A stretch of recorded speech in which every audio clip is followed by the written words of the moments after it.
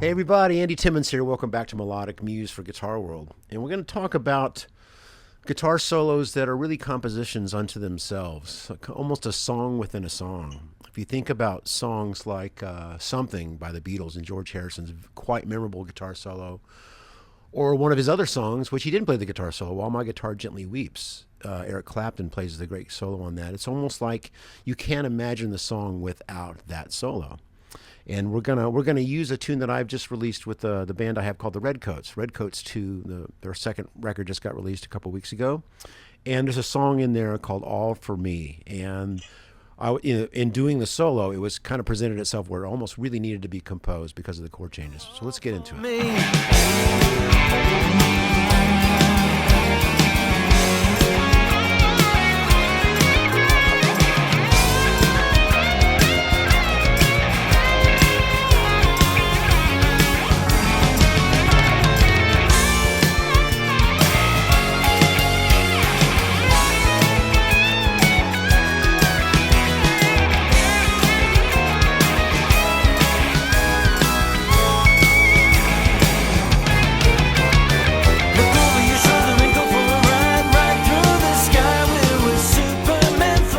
So let's talk about the solo from the Redcoats 2 called All For Me.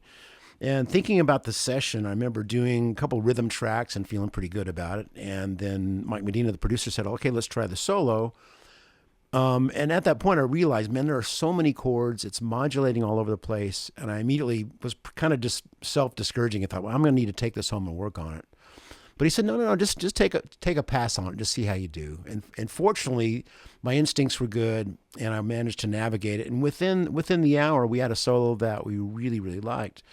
But it is definitely composed. And when it comes to a song like this with these kind of chord changes, there's no sin in that, because it needs to hold up to how great the song already is. And Matt Bissonette, great singer, great songwriter, had written these really great melodies. So I want the solo, that I've been tasked with to live up to that. So what can I do to tie all this together and make it part of the song that it could be nothing else?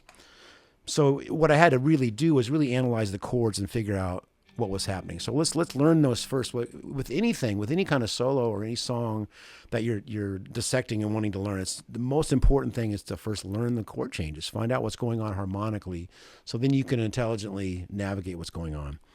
So the tune starts in G major, or the solo starts in G major, I should say. The song is actually in G minor, but that's a whole other compositional cool tool that we'll talk about along the way. But first chord is G major, then it goes immediately to E flat major 7.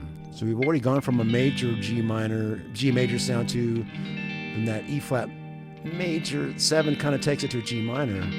Then immediately F sharp major to C sharp major. And then a C diminished, B flat minor over A flat to G flat to F.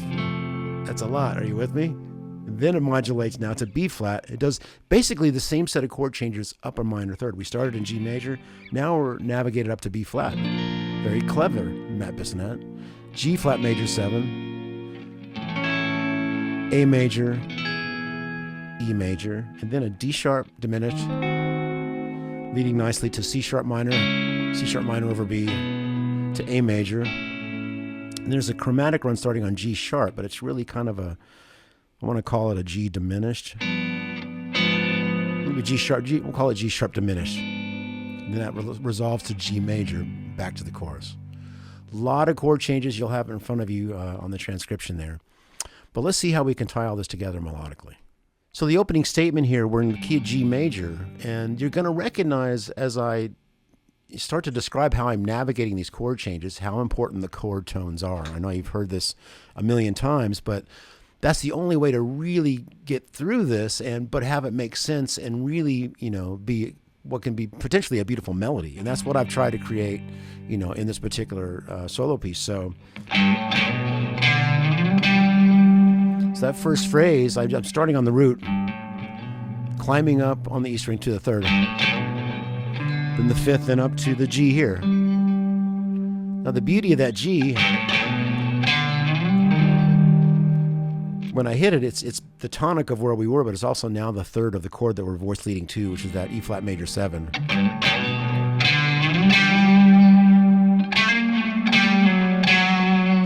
So in 3 chords, we've already been in 3 different keys. We're in G major,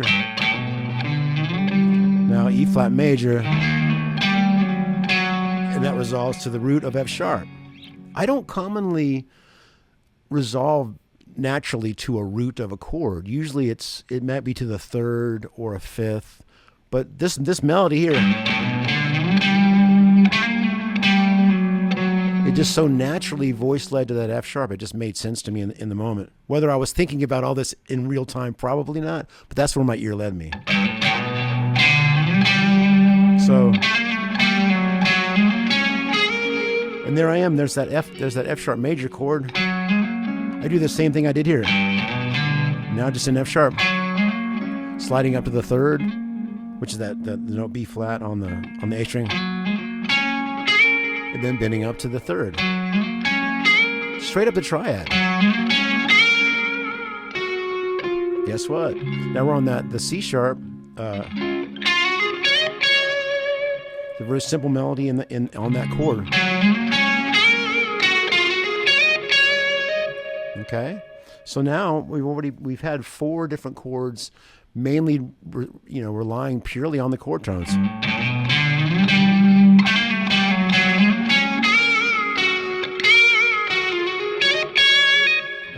So when we get to the next chord, the C diminished, I just bend up to the C, kind of treating it like an F dominant, because we're voice leading into a B flat minor. So you kind of hear me climbing up through really an F7. But the diminished chord can really act as part of that F7 if you think of it from the flat 9, 3rd, 5th, or flat 7. So it could have been, it is C diminished, could have been A diminished, could have been F sharp diminished, could have been, what is it? E flat diminished, right? So, but, so right up the scale. So it's like an F sharp 9, which melodically to me is always one of the most attractive notes because it's such tension. And I'm voice leading to the 3rd of that B flat minor chord.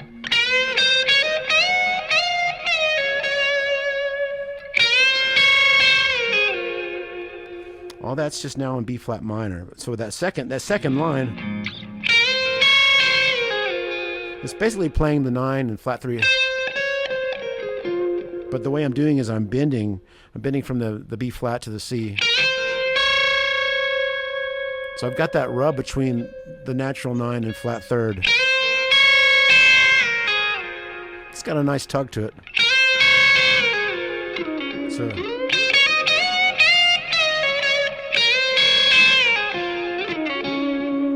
and that's we've gotten down to that F sharp. Yeah.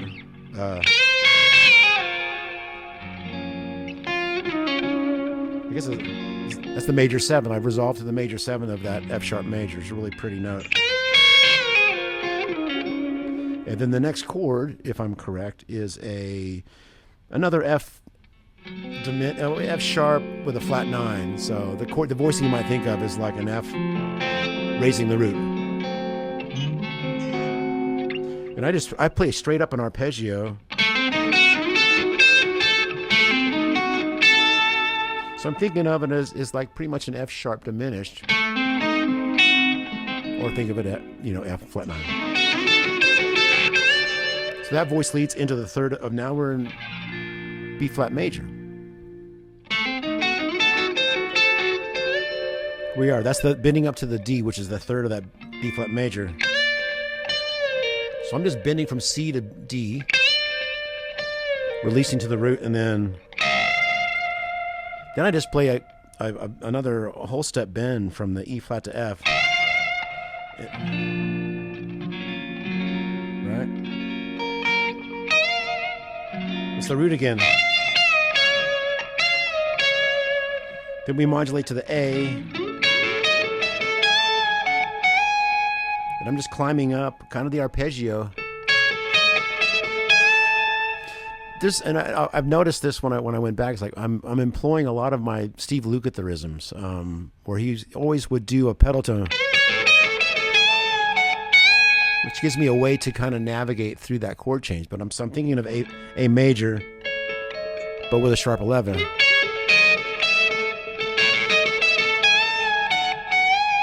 Then resolving it nicely to the G sharp of that E major where we're headed. And then straight down the arpeggio. As we're voice leading into C sharp minor, this diminished chord, the D sharp diminished, I'm really thinking of it as a G sharp 7 with a flat 9. And you'll see there's that kind of, pedal tone climbing kind of Lukather-ism. But I start on the root with a kind of a unison. So that's the root, the flat 9, and the major third, all of that G sharp 7 chord.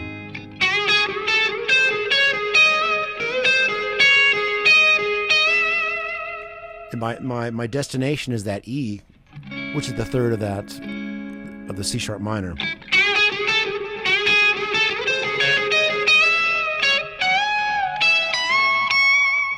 And then it's that really nice, C sharp over the, C sharp minor, and then over to the B to the A flat major 7. This is all in the key of C sharp minor now. Well, half step bend and release, root, and then kind of the peak of the solo, when it gets to the A flat major 7, I'm playing, what is still kind of, I think for the listeners, still the root key of C sharp minor. And I give it a nice pick harmonic, which I normally get by underneath the string.